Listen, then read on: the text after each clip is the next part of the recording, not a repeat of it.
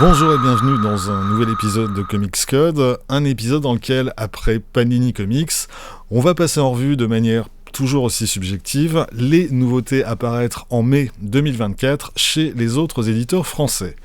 Comme d'habitude, si vous remarquez des erreurs, des oublis ou des changements de dernière minute, n'hésitez pas à laisser un mot dans les commentaires, c'est aussi fait pour ça. Et on va pas traîner parce qu'il y a un paquet de bonnes et belles choses à apparaître ce mois-ci chez un peu tout le monde. Précisons également que la majeure partie de ces titres sortira dans la deuxième quinzaine du mois et qu'on aura même 0 sortie la semaine du 6 au 12 mai. Chez Urban Comics, l'événement du mois, c'est la sortie de Void Rivals de Robert Kirkman et Lorenzo De Felici, qui marque les débuts officiels de l'Energon Universe, autrement dit, le relaunch des franchises Transformers et G.I. Joe. Un événement qui, en fonction de son âge, provoquera soit des exclamations de joie, soit un léger haussement de sourcils. Clairement, je fais partie de la seconde catégorie. Concernant Void Rivals, sur ce premier tome, les liens avec les Transformers sont plutôt minces, une scène de 3 pages dans le premier épisode et une vague intrigue secondaire par la suite. En premier lieu, Void Rivals, c'est un space opéra qui voit s'affronter depuis une éternité 2 mondes tournant autour du même soleil mourant. Et le récit débute quand 2 guerriers issus de ces 2 mondes se retrouvent coincés sur un astéroïde, avec comme seul espoir de s'en tirer, la nécessité de collaborer. À partir de là, on découvre qu'il y a davantage de choses qui rapprochent ces mondes antagonistes que de choses qui les différencient, et les personnages comprennent dans la foulée qu'on leur ment depuis toujours. Tout ça donne un récit de science-fiction plutôt agréable à suivre, même si l'impression de déjà-vu est quasi permanente. Au dessin, Lorenzo De Felici réalise une prestation sympa, même si on est loin de la qualité de ses planches sur Chroma. Bref, ça se lit, mais ça me semble très loin d'être indispensable. À part ça, Urban Comics consacre le mois de mai à la fantasy avec de très jolies choses au programme. À commencer par Sacrifice, la nouvelle série signée Rick Remender et Max Fiumara. Un monde sur lequel règnent des dieux qui procurent à leurs ouailles tout ce dont ils ont besoin. Oui, mais pour ça, il y a un prix à payer. Chaque famille doit offrir en sacrifice à ses dieux un de ses enfants. Qu'arrive-t-il aux malheureux élus et quels besoins ont les dieux de ses enfants ? Voilà pour le pitch de cette série qui démarre vraiment très bien. Outre les interrogations sur le sort des sacrifiés, l'un des points forts du récit, c'est le panthéon assez original qu'a imaginé Remender. Et puis, il y a la manière de le mettre en scène de Fiumara, qui est de toute beauté. On en reparle plus en détail dès que c'est sorti. Autre série qui démarre bien, Kaya de Wes Craig. On avait découvert Wes Craig au dessin de Deadly Class que scénarisait Rick Remender. On le retrouve ici au dessin et au scénario pour raconter l'histoire de 2 enfants qui ont dû fuir leur village détruit et qui ont désormais un long chemin à faire pour retrouver un havre de paix. Pas de malentendu, la jeunesse des personnages ne fait pas de Kaya une lecture pour enfants, c'est parfois assez brutal, mais là aussi le traitement est intéressant, on s'attache vite aux différents personnages et le trait de Wes Craig assure un récit extrêmement vif et dynamique. Dans un registre similaire, sortie de Briar de Christopher Cantwell et Germán García, ou l'histoire de la Belle au bois dormant qui a dormi un peu plus longtemps que prévu. Et quand elle se réveille, pas de prince charmant à son chevet, le monde est parti en sucette, et la princesse, qui a passé sa vie chouchoutée dans son palais, va s'en prendre plein la tronche. Au scénario, Christopher Cantwell s'amuse bien à faire subir les pires galères à son héroïne, et au dessin, Germán García s'assure qu'elle n'a pas un instant de répit. Là encore, belle découverte et bon début. Si vous avez besoin de quelques super-héros pour faire passer votre fantasy, vous pourriez être tenté par le 2e tome de Dark Knights of Steel de Tom Taylor et Yasmine Putri, qui réinventent les principaux héros de l'univers DC dans un cadre féodal. Si en revanche, comme c'est mon cas, vous n'avez pas spécialement apprécié le premier tome, c'est sans doute inutile d'insister. Côté super-héros, justement, l'immanquable du mois en ce qui me concerne, c'est le premier tome de Wonder Woman hors la loi de Tom King et Daniel Sampere. J'ai pris l'habitude d'accueillir chaque nouveau titre signé Tom King avec méfiance, mais là, sur ce premier tome, je suis totalement emballé. L'histoire débute par un massacre, 18 types qui sont défoncés par une Amazone dans un bar miteux. Et à partir de là, tout va très vite. La machine médiatique s'emballe, les autorités embrayent, et très vite, les Amazones sont pourchassées, et la plus célèbre d'entre elles devient la cible du gouvernement américain. Au scénario, Tom King brasse tout un tas de thèmes au cœur de l'actualité, mais tout en n'oubliant jamais qu'il écrit un comic book super-héroïque et en multipliant les scènes d'action spectaculaires jusqu'à un final particulièrement impressionnant. Et au dessin, Daniel Sampere réalise un sans faute, ses planches sont splendides de bout en bout. Si King et Sampere parviennent à garder cette qualité tout au long de leur run, on tient entre les mains un futur classique. Et sinon, il y a du Batman. Batman Nocturne en est déjà à son 4e tome, et on n'est pas tellement plus avancé qu'au premier. Ramsey continue de prendre son temps et de tester la patience de ses lecteurs pour développer ses multiples intrigues. A noter que cet arc est presque entièrement dessiné par Jason Shawn Alexander, le dessinateur de Philadelphia que publie Huggin et Munin.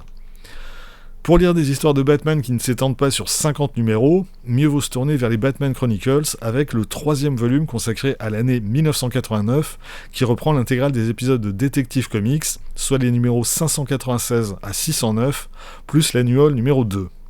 Alan Grant est au scénario, à l'exception des numéros 598 à 600, signé Sam Hamm, le co-scénariste du Batman de Tim Burton, un récit en 3 parties qui revient sur les origines du personnage. Ces épisodes sont dessinés par Dennis Cowan, les autres sont l'œuvre de Norm Breyfogle, à l'exception des 2 premiers, signés Eduardo Barreto.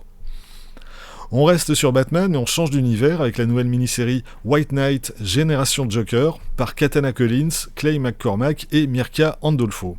Sean Murphy s'est visiblement contenté de proposer un pitch que ses co-scénaristes ont développé et qui met en scène les enfants du Joker et de Harley Quinn. Ça me semble être à réserver seulement aux inconditionnels de cet univers. Pour retrouver Sean Murphy au dessin, il faudra se tourner vers la réédition de The Wake, maxi-série en 10 épisodes, écrite par Scott Snyder, qui ressort en Black Label. Une histoire d'exploration sous-marine et de découverte de choses que je ne nommerai pas. Il s'agit d'un récit composé de 2 histoires très distinctes. La première est assez formidable, sorte d'alien en profondeur tendu en permanence.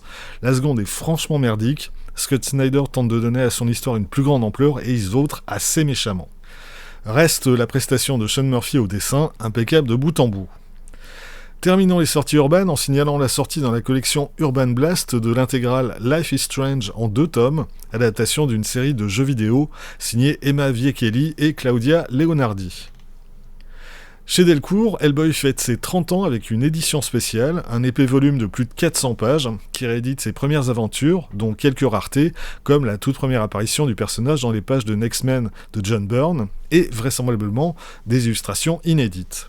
Pour qui ne s'est jamais lancé dans la lecture de Hellboy, c'est une belle occasion de s'y mettre. Pour ceux qui possèdent déjà les précédentes éditions, et en particulier les éditions de luxe, à 40 balles le bouquin, ça va quand même faire très cher la page inédite. Autre sortie très attendue du mois, le 12e et dernier tome de l'intégrale Invincible de Robert Kirkman, Ryan Otley et Cory Walker. L'occasion parfaite pour relire toute la série d'une traite et profiter une dernière fois d'une des réussites majeures des comics de super-héros de ces 20 dernières années. Côté inédit, pour rester dans les œuvres de Robert Kirkman, sortie du 5e et dernier tome de Firepower, sa série d'arts martiaux illustrée par Chris Samnee. Je dois reconnaître que j'ai abandonné la série avant d'en arriver là, malgré la toujours aussi bonne prestation de Chris Samnee au dessin. Mais dans le genre, ce mois-ci, je conseille plutôt d'aller faire un tour chez Panini et ses rééditions d'Iron Fist par Carey Andrews d'une part, Ed Brubaker et Matt Fraction de l'autre, c'est nettement meilleur. Sortie du nouveau Ed Brubaker et Sean Phillips, Là où gisait le corps, un récit complet qui nous conduit dans une petite rue d'une petite ville dont tous les habitants cachent des secrets plus ou moins inavouables. Même si j'attends chaque nouvelle sortie du duo avec impatience, là je dois bien reconnaître que ce titre est une petite déception, en tout cas un Brubaker et Phillips assez mineur, qui offre certes quelques portraits de personnages assez réussis, mais qui ne parvient pas à en tirer une histoire totalement enthousiasmante. Autre nouveauté, Canary de Scott Snyder et Dan Panosian. Un western qui tire très vite vers le fantastique horrifique et qui met en scène un héros de pulp venu enquêter sur une série de meurtres bizarres. Comme souvent avec Scott Snyder, ça démarre très bien avec quelques scènes assez marquantes et puis la résolution de l'intrigue est clairement pas au niveau. En revanche, mention très spéciale pour Dan Panosian qui signe des planches de toute beauté et qui semble pour l'occasion avoir étudié de près les Blueberry de Jean Giraud. Sortie également de Caricature de Daniel Clowes, une nouvelle anthologie de récits initialement parue dans sa revue 8 Ball. C'est toujours aussi bon, mais c'est toujours aussi cher, 20€ pour à peine 100 pages, vous voilà prévenu. Je signale enfin la sortie de la 3e personne d'Emma Grove, un pavé de plus de 900 pages et un récit autobiographique dans lequel l'autrice raconte sa transition de genre. Chez Delirium, sans doute la nouveauté que j'attends le plus ce mois-ci, l'intégrale Alex Todd dans les magazines Creepy et Eerie. Delirium avait déjà consacré des volumes similaires à Richard Corben et à Bernie Wrightson, et je suis vraiment heureux de voir paraître ce nouveau volume. Alex Todd reste un artiste trop peu connu et trop peu publié en France, alors que c'est vraiment un des maîtres américains du noir et blanc. Au sommaire, une vingtaine de récits parus dans les magazines Warren entre le milieu des années 60 et le début des années 80, avec une belle diversité de genres, tant côté scénario que technique de dessin. Si on remonte encore un peu plus loin dans le temps, l'intégrale Frontline Combat chez Achilleos est désormais annoncée pour le 15 mai. Bon, elle était initialement prévue en février et a déjà été reportée plusieurs fois, donc on va attendre de voir. Mais Frontline Combat, plus de 70 ans après sa publication initiale, ça reste une référence en matière d'histoire de guerre. Une revue qui n'a connu que 15 numéros, parus entre 1951 et 1954, dont la quasi-totalité des récits étaient écrits par Harvey Kurtzman et dessinés par la crème des artistes de l'époque, de Wallace Wood à Jack Davis, en passant par John Severin, Russ Heath et, bien entendu, Kurtzman lui-même.